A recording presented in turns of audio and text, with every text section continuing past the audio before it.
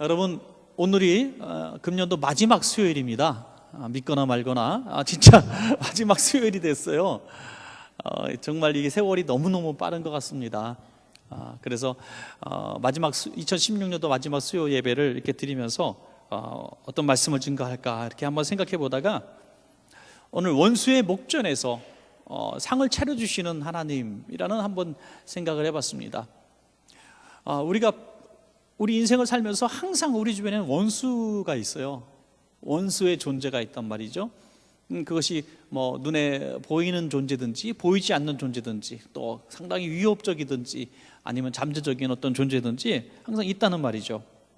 그리고 살아가면서 하나님 앞에 우리는 그 원수를 놓고 이렇게 기도합니다. 하나님, 원수를 물리쳐 주세요.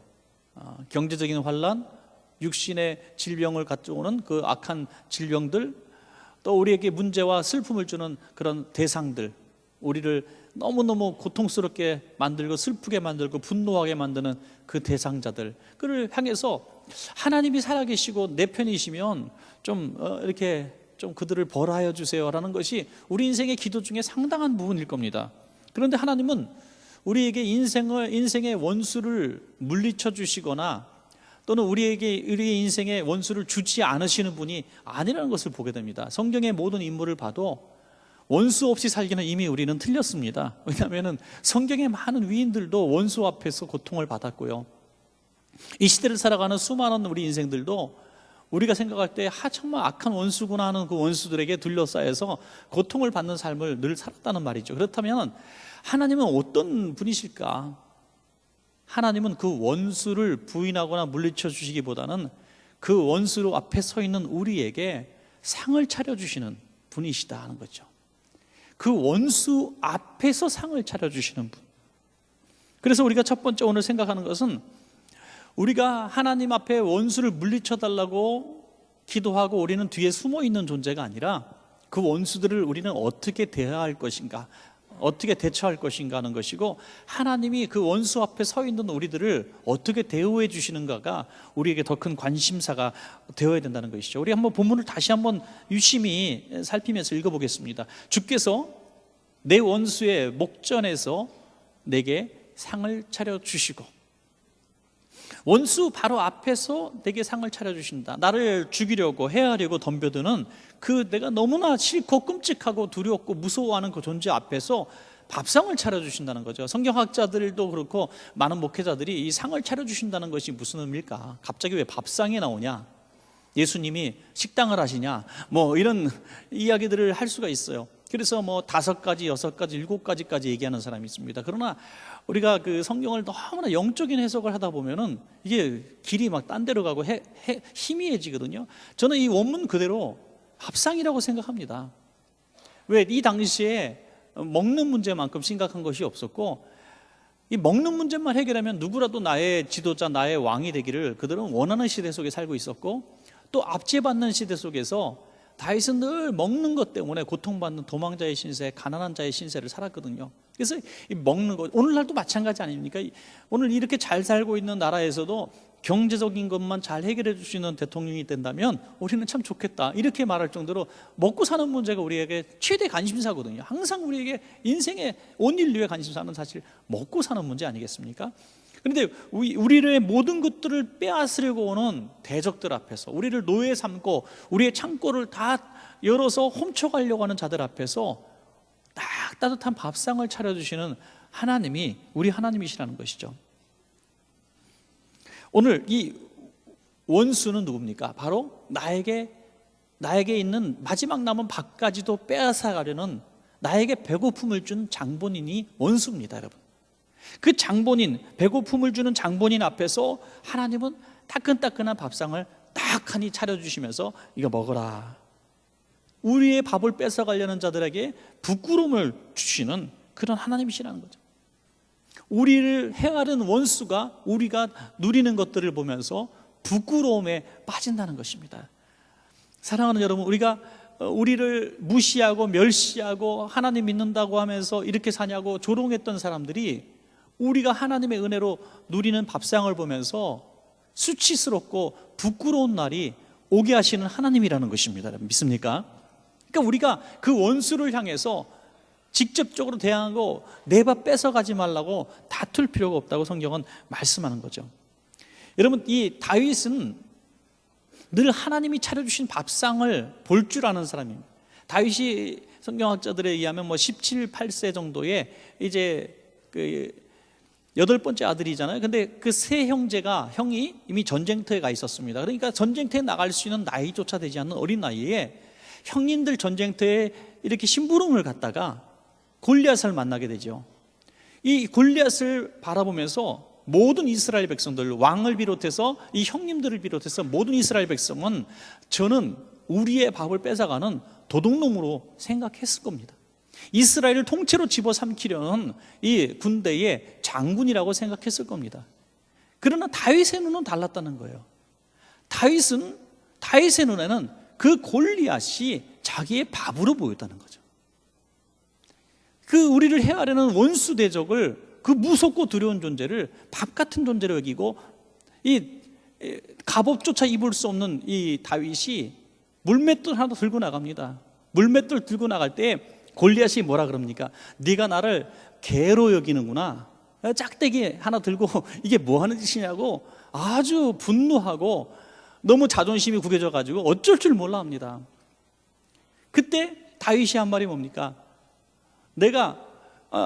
골리앗이 한 말이 뭡니까? 내가 내 고기를 오늘 짐승들에게 주겠다. 새에게 주겠다.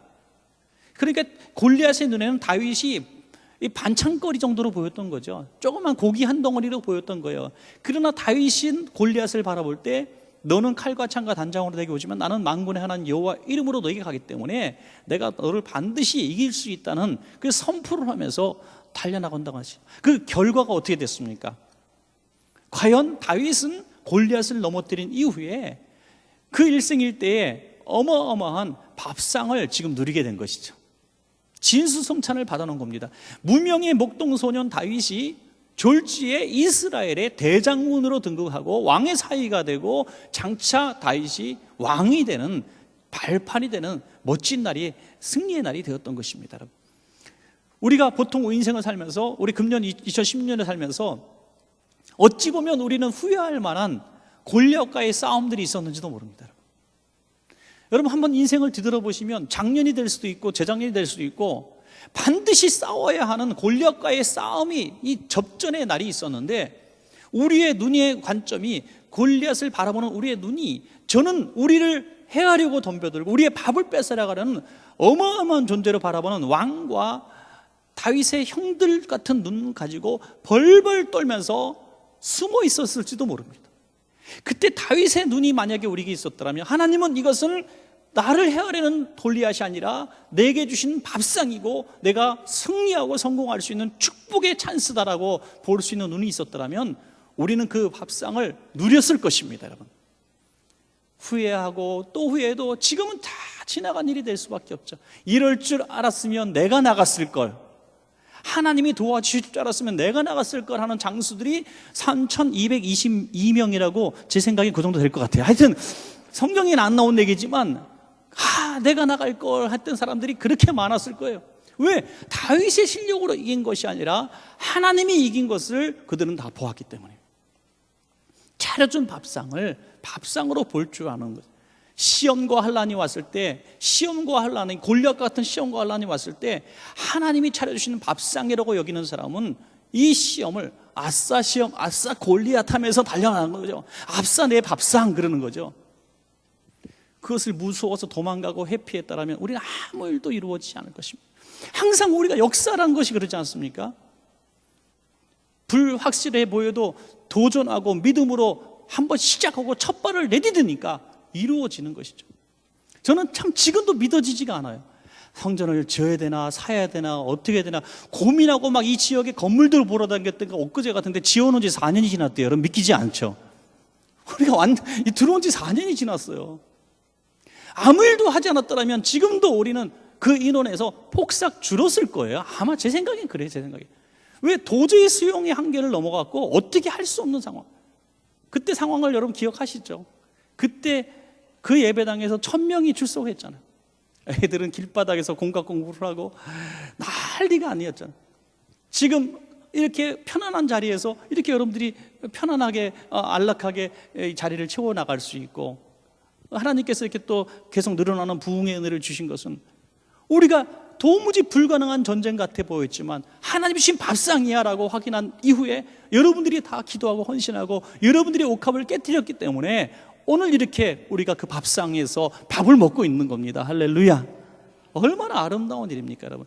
이건 교회만의 문제가 아니라 개개인의 삶에도 다 마찬가지라는 것이죠.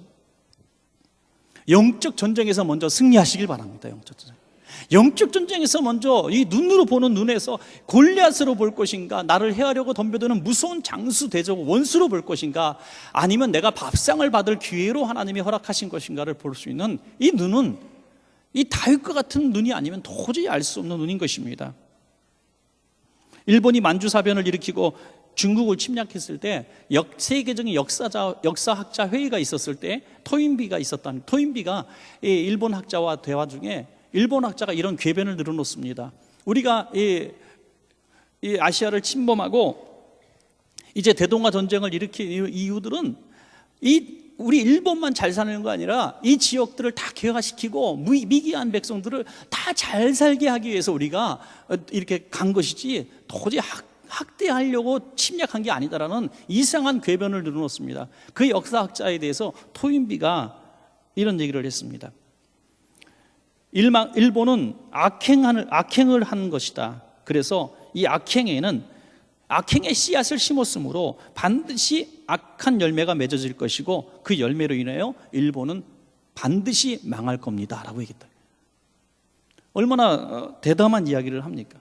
과연 그 말대로 일본은 악한 것을 심었기 때문에 그 악한 열매를 자기가 먹게 되었고 결국에는 망했습니다. 역사는 반복된다 그러지 않습니까? 계속 반복되는 역사 속에서 악한 자들은 힘이 있을 때 반드시 뭔가 얻을 것 같고 다 뺏을 것 같지만 다 그렇지 않다는 것이죠. 결국에는 그 악행의 열매의 씨앗은 자기를 죽이는 것으로 나온다는 것입니다. 골리앗과 다윗의 싸움에서 골리앗은 빼앗으려고 덤벼드는 자고 다윗은 지키려는 사람이었어요. 하나님은 하나님의 영광을 지키려는 다윗을 들어서 골리앗 앞에 이 밥상을 차려주신 것이죠. 사랑하는 여러분, 로마서 4장 17절에 이런 말이 있습니다. 하나님은 죽은 자를 살리시며 없는 것을 있는 것 같이 하시는 분이다. 보이지 않는 것이 더 강한 힘이 있다는 것이죠. 저와 여러분은 이런 밥상을 볼 수 있는 눈이 열려야 되는데 하나님 그 눈을 열어주십시오라고 우린 기도해야 됩니다. 성공하는 사람들도 보니까 세상 기업에서도 남들 똑같은 걸 봤는데 그 가운데서 이 성공의 가능성들을 보는 사람들이 참 많습니다.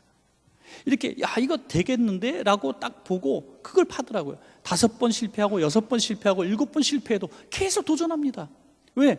반드시 될 것이라고 믿고 그것이 밥상이라고 믿기 때문에 도전하는 거죠. 세상 사람들도 그렇습니다. 그러다가 보면은 결국에는 그 분야에서 반드시 이뤄내고 남들이 따라올 수 없는 수준의 기술력을 가지게 되는 것이죠.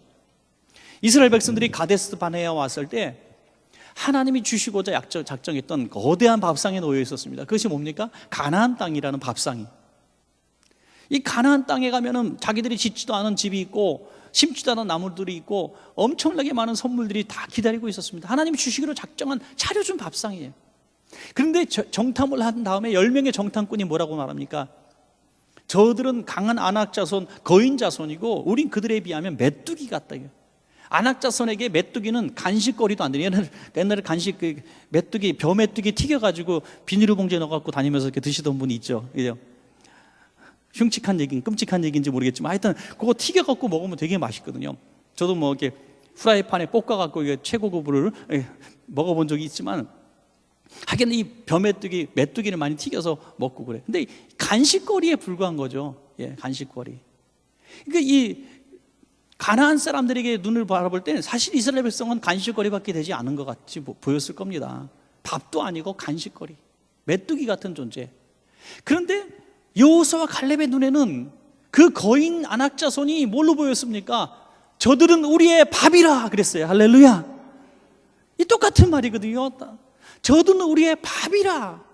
누가 차려주신? 하나님이 차려주신 밥상이다. 이 보는 눈이 분명히 달랐다는 거죠. 우리의 밥이라고 생각했다는 거예요. 여러분들 2017년도 바라보면서 너무나 두려운 거대한 안악자손이 있습니까? 분명히 하나님이 허락하신 길이고 허락하신 직장이고 허락하신 사업인데 어마어마한 관문이 있습니까? 그걸 밥으로 보느냐 내가 메뚜기가 되느냐는 우리의 믿음의 눈의 차이인 것입니다. 오늘 수요 예배 기도하신 다음에 대적이 갑자기 메뚜기가 되는 것이 아니라 내 눈이 그들의 밥이 되는 역사가 일어나기를 축원합니다. 이게 믿음의 눈이라는 거예요. 이게 믿음의 눈. 믿음의 눈을 갖게 되면 거대한 골리앗이 밥으로 보이고 안악자손이 밥으로 보이고 가나안 도성들이 밥으로 보이고 여리고 성이 다 밥으로 보이는 거예요. 내년에 경기가 안 좋다고요? 전 초등학교 때부터 그 소리 들어왔어요. 계속 들어왔어요. 우리나라 경제가 내년에 망할 것 같다고요? 여러분, 이 매년같이 경제학자들이 매년 경제 망한대요. 매년 정치학자들이, 매년 정치가들이 내년에 희망이 없대, 정치에. 매년 국제관계 얘기하는 사람이 국제사회 속에서 한국은 버틸 수 없다 그랬어요. 벌써 그럼 우리나라는 망했어야지. 왜? 어떻게 버텨왔습니까? 그 어려운 거를 하나님의 눈으로 밥으로 삼은 사람들이 있기 때문에 오늘 이 나라가 지금까지 견디어온 것입니다, 여러분. 항상 믿음의 눈을 가진 사람이 역사를 이끌었지 비판하고 정죄하고 분석하고 따지고 드는 사람들 아니에요. 예. 보험에서도요 묻지도 따지지도 않고 하는 사람이 보험에도 성공하더라고요. 하여튼 뭔 얘기인지 모르겠지만 하여튼 그래요. 예. 또한 두 번째 보니까 마지막 두 번째 하나 더 보겠습니다. 오늘 다시 본문에 돌아가서 내게 상을 차려주시고 기름을 내 머리에 부으셨으니 내 잔이 넘치나이다. 자, 하나님은 내게 상을 차려주시고 기름을 내 머리에 부어주시는 하나님. 어디서? 원수의 목전에서 내게 기름을 부어주시는 하나님. 원수의 목전은 원수는 나를 멸시하는 사람이에요. 멸시하는 존재예요. 여러분, 이 세상에서 믿지 않는 많은 사람들, 믿지 않는 우리 가족들, 친척들 가운데서도, 아니 이웃들 가운데서도, 내 거래처 가운데서도 예수 믿는 사람이 뭐 저 정도야 라면서 우리를 비웃고 조롱하는 사람들이 있을 거예요. 우리 바로 그런 존재예요. 근데 예수님도 누가복음 7장에 보니까 한 바리새인의 집에 초청받았을 때 그런 멸시를 받으셨어요. 이 바리새인은 예수님을 초청해 놓고선, 초청한 것은 사실 대단한 기적이죠, 바리새인이. 그런데 도무지 예수님을 아무 대접도 하지 않았던 것 같아요. 그래서 예수님은 뒤끝 장렬하셨잖아요. 그죠? 너는 나에게 물도 갖다 주지 않고 내게 입 맞추지도 않았구나 라면서 아주 잘못한 것을 꼬집어 가지고 네가 언제나 밥 한번 사봤냐 하면서 예수님은 말씀하셨다는 거예요. 네. 왜 그 얘기를 하셨을까요? 예수님이 무시당한 것을 아셨다는 거죠. 예수님을 멸시했어요. 사랑하는 여러분, 우리가 이 땅에 살아가면서 하나님의 자녀이지만 하나님의 권세와 하나님의 자녀의 그런 귀한 신분을 알아보지 못하는 수많은 세상 사람들로부터 우리는 멸시와 조롱과 천대를 당할 수가 있습니다. 그래서 무시를 당하고 억울한 일을 당할 수가 있습니다. 그러나 그렇다고 해서 막 우리가 높은 사람 뒤에 줄을 서려고 하고 높은 사람 하려고 하는, 이렇게 하지 마세요. 어떤 분이 그런 칼럼을 썼더라고요. 어떤 사람이 지금 막 사업자들 모임이 있었는데 자기 좀 늦었어. 왜 늦었냐 그랬더니 지금 광화문 가서 이 데모 촛불 시위하다 왔다고. 그래서 그래 수고하셨다고. 그런데 그 사람이 좀 특별한 사상을 갖고 있구나, 건강한 생각을 하고 있구나, 그래 이런 사람이 있어야 또 나라도 움직이지 하면서 뭐 그렇게 좋게 봤대요. 근데 조금 있다가 바로 자기한테 물어보더래요. 이 사업권을 좀 따내려는데 정부의 요직에 있는 사람 좀 소개시켜 달라 그러더래요. 그래서 너무 실망스러워가지고 바로 그 최순실 때문에 촛불 시위 들고 갔다 온 사람이 최순실을 소개시켜달라는 거예요, 지금 자기한테. 그래서 그분의 칼럼이 뭐라고 썼냐면 우리는 모두 내 안에 최순실을 사귀고 싶은 마음이 있다는 거죠. 뭐든지 최순실을 사귀고 싶은 마음이 있으면서 최순실을 날 사귀지 못했기 때문에 최순실을 아는 사람을 질투하는 것이다라고 얘기했어요. 어느 정도 맞는 얘기기도 하고 또 틀린 얘기기도 해요. 저는 항상 이런 데 중립에 서는 사람이에요. 그래서 중간에 길을 냈잖아요. 그러니까 어떤 의미로 받아들이지 마세요. 그 이상 그 이하도 아니에요. 예. 그 이상 그 이하도 아니에요.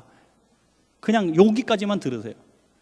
우리 안에 모두가 그런 마음이 있다는 거죠. 그러면서 정죄하고 비판하는 데는 내가 의로운 것처럼 내 의를 내세운다는 거예요.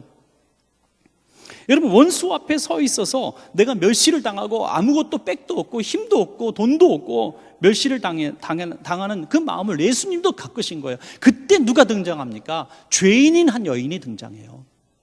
이 사람은 주목받지 못하는 사람이고 사회 지도층도 아니고 아무것도 없는 사람인데 와서 눈물로 예수님의 발을 적시고 옥합을 깨뜨려서 예수님의 발에 붓고 자기의 머리털로 예수님의 발을 닦았습니다.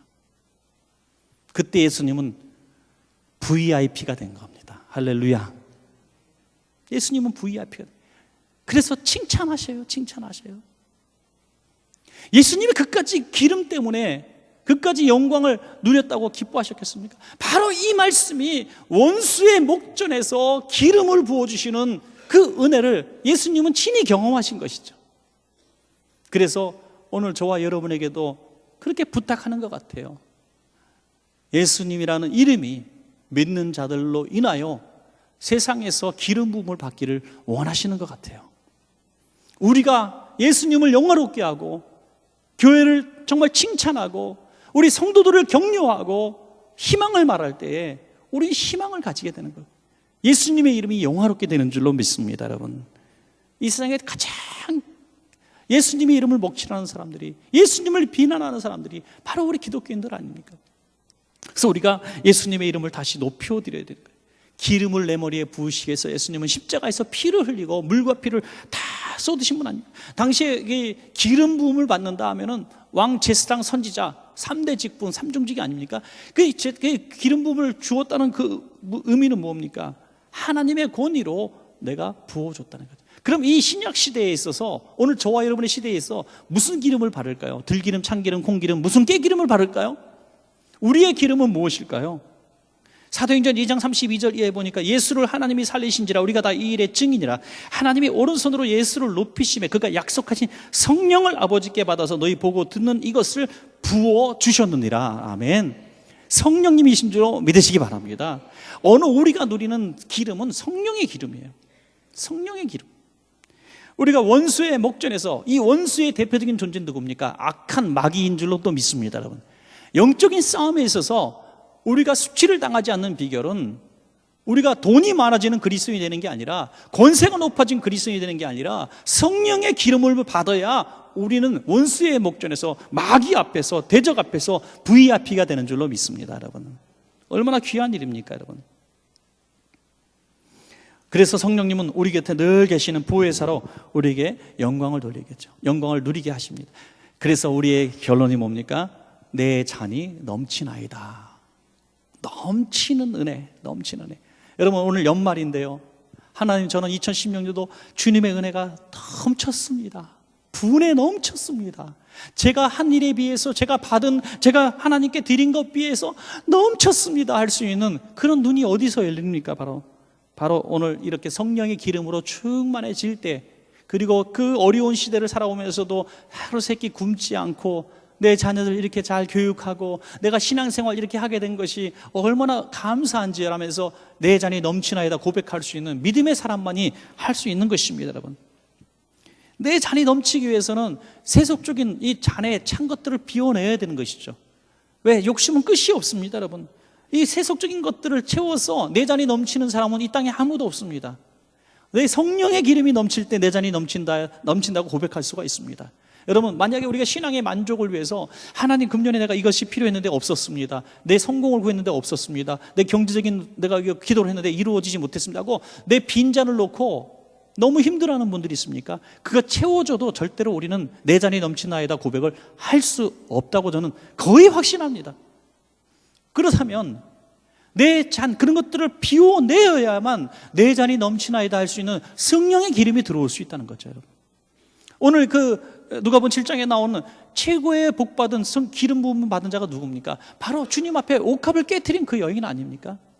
그 옥합을 깨트릴 때 자기의 인생에 믿고 있었던 마지막 자존심까지 깨트려 버렸을 때 주님으로부터 가장 큰 대적들 앞에서 존귀 여김 받는, 내 복음이 증거되는 곳마다 이 여인의 행한 것을 기념하라, 주님이 꼭 끌어안아 주시는 VVIP가 된 줄로 믿습니다. 여러분, 그것은 드림의 타이밍이죠. 타이밍. 내 것을 비우는 순간이 언젠가 바로 더 큰 하나님의 은혜가 보여질 때 가능한 것인 줄로 그렇게 믿습니다, 여러분. 한 가지 예화만 드리고 말씀을 맺겠습니다. 그 핫스프링 필드 호텔이라는 호텔이 있대요. 저는 잘 모르겠는데 아주 오래된 얘기인데 참 재미있는 일화, 이런 일화는 많이 있지만은 이 젊은 시절에 돈은 하나도 없는 이 청년이 열심히 신앙생활을 합니다. 교회 나갔는데 교회에서 무슨 건축을 한다고 하는데 그 당시에 건축이 15만 불이었대요. 교회가 뭐 크지 않은 교회니까. 그래서 자기가 얼마를 써내는 작정 헌금 시간이 있었는데 이분이 처음에는 굉장히 막 꿈이 컸기 때문에 5만 불을 딱 적어냈어요. 그런데 청년인데 그때 5만 불이면 어마어마한 돈 아닙니까? 6천, 7천만 원 되는 돈. 지금으로 봐도. 그러니까 그 오래된 얘기니까. 그러다가 하나님 앞에 기도하는데 너 통이 왜 이렇게 작냐? 하나님이 자꾸 그러시는 것 같아. 그래서 하나님 제가 다 하겠습니다. 15만 불을 다시 썩어냈어요. 그리고선 막 교인들이 좋아하고 이 청년이 15만 불 낸다고 했다니까 막 박수 쳐주고 그러는데 갑자기 두려움이 오는 거죠. 내가 미쳤나 보다. 내가 미쳤나 봐. 교회로 옮겨야 되나? 뭐 별 생각 다 했을 거야. 그 순간에 이 청년에겐 믿음이 갑자기 막 일어나서 기도하고 싶어서 막 밖으로 나가서 그냥 한적한 산을 하나 찾아갔다. 한적한 산을 찾아가서 막 요즘 말로 나무 뿌리 뽑는 거예요. 하나님, 이건 내가 쓴 거 아닙니다. 하나님이 내게 비전을 주셨잖아요. 하나님 내게 감동을 주셨잖아요. 그래서 나는 적은 것뿐이지 나는 이런 돈이 만져본 적도 없고 구경한 적도 없습니다. 하고 막 눈물로 기도하는데 저쪽 끝에서 뭔가 김이 모락모락 올라오는 게 눈에 보여요. 아무도 못 보던 것을 그 청년이 보는 거예요. 가서 보니까 땅에서 수증기가 올라오는 거예요. 그래서 자기 나름대로 보니까 거기서 온천 수인 것을 직감할 수 있었습니다. 그 지역에 온천이 그렇게 많지 않은데, 그래서 땅 주인을 수소문에 찾으니까 땅 주인은 벌써부터 땅을 내놨는데 땅값이 계속 들어가고 이제는 헐값이 된 땅이에요. 아무도, 당연히 그렇죠. 온천수가 있는 땅이 적박한 땅 아닙니까? 그래서 아무도 사지 않는 거예요. 그래서 가격도 후려쳐갖고 아주 싸게 사서 세계적으로 유명한 핫스프링 힐드 호텔을 지어서 엄청난 관광객들이 모여서 약속대로 15만 불을 정말 하나님 앞에 드리고 자기 혼자의 헌금으로 이 교회를 헌당했다는 이야기입니다, 여러분. 이게 스프링이라는 이름이 괜찮은 것 같아요. 스프링. 우리 아이스프링 커피. 이 스프링을 제가 진 이름이거든요. 제가 지어준 이름인데 스프링, 원천이라고 하는 이름도 굉장히 비슷하고 또 따뜻한 봄날 같기도 하고. 여러분 어떤 가게를 개업하실 이름을 써도 제가 많이 안 봤습니다. 하여튼 뭐 유스프링도 좋고 하이스프링도 좋고 뭐 좋습니다. 얼마나 좋은 이름입니까? 하나님 앞에서 튀어 올라가는 거예요. 스프링처럼. 또 저는 세 가지 의미를 줬거든요. 또 스프링처럼 튀어 올라가라. 이게 조금 뭐 영어 원어 어떻게 따지고 들면 복잡해지니까 그렇게 하지 말고 하여튼 튀어 올라가라. 말씀을 맺겠습니다, 여러분. 2016년도 내 힘대로 능력대로 뭐 한계대로 수준대로 살려고 분수대로 살려고 애썼는지 모르겠습니다. 하지만 하나님은 우리에게 거대한 원수 앞에서도 밥상을 떡 차려주시고 우리의 머리에 기름을 부어주셔서 우리를 VIP로 만들어주시는 능력 있는 하나님이십니다, 여러분. 그 하나님이 차려주신 밥상도 보지 못하고 밥상을 내 밥상을 다 차려준 것도 내 밥상인 줄 모르고 두려워서 도망가 버리는 이스라엘 백성 되지 마시고 또 그 군사들 되지 마시고 또 가나안 땅 목전에서 도망간 백성들 되지 마시고 그것들을 딱 취할 수 있는 내 것으로 삼을 수 있는 믿음의 눈이 우리에게 있기를 바랍니다. 2017년에는 역사를 만들어내시는 귀한 성도님들 자녀 되시기를 주의 이름으로 축복합니다.